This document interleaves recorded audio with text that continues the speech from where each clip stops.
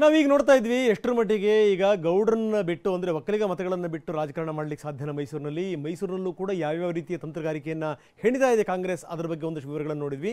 ಇನ್ನು ಈ ತಾರತಮ್ಯದ ಬಗ್ಗೆ ನೀವೆಲ್ಲೋ ಒಂದು ಕಡೆಗೆ ಕರ್ನಾಟಕದ ಬಗ್ಗೆ ನಿಮ್ಮದು ತಾರತಮ್ಯ ನೀತಿಯನ್ನು ನೀವು ಅನುಸರಿಸಿದ್ದೀರಿ, ಇದು ಸರಿಯಲ್ಲ ಅನ್ನುವಂಥ ವಾದವನ್ನು ಮಾಡ್ತಾನೆ ಇದೆ ಸರ್ಕಾರ ಕೇಂದ್ರದ ವಿರುದ್ಧ.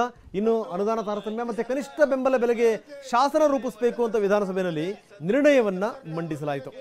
ಈ ರಾಜ್ಯ ಸರ್ಕಾರ ಏಕಾಏಕಿ ನಿರ್ಣಯ ಮಂಡಿಸಿದ್ದಕ್ಕೆ ಬಿಜೆಪಿ ಕೆರಳಿ ಕಂಡವಾಯಿತು.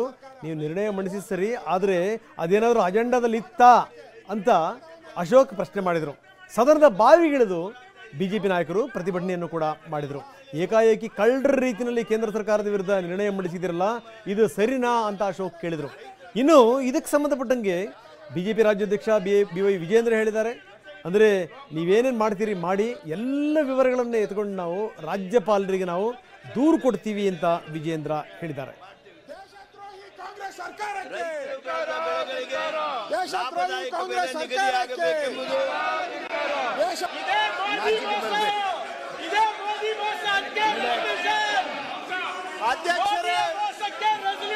ಮಾನ್ಯ ಅಧ್ಯಕ್ಷರೇ, ಇವರು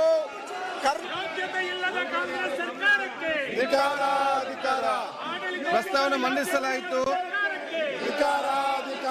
ಶ್ರೀ HK ಪಾಟೀಲ್ ಮಾನ್ಯ ಕಾನೂನು ಸಂಸದೀಯ ವ್ಯವಸ್ಥೆ ಮತ್ತು ಶಾಸನ ರಚನೆ ಹಾಗೂ ಪ್ರವಾಸ ಸಚಿವರು, ಕರ್ನಾಟಕ ಅಭಿವೃದ್ಧಿ ವಿಷಯದಲ್ಲಿ ನಾಗರಿಕ ಹಿತರಕ್ಷಣೆಯಲ್ಲಿ ಸಮಾನ ಹಂಚಿಕೆ ಮತ್ತು ನಾನು ಬೆಳಗ್ಗೆ ವಿಷ ತುಂಬಿಕೊಂಡಿದ್ದಾರೆ.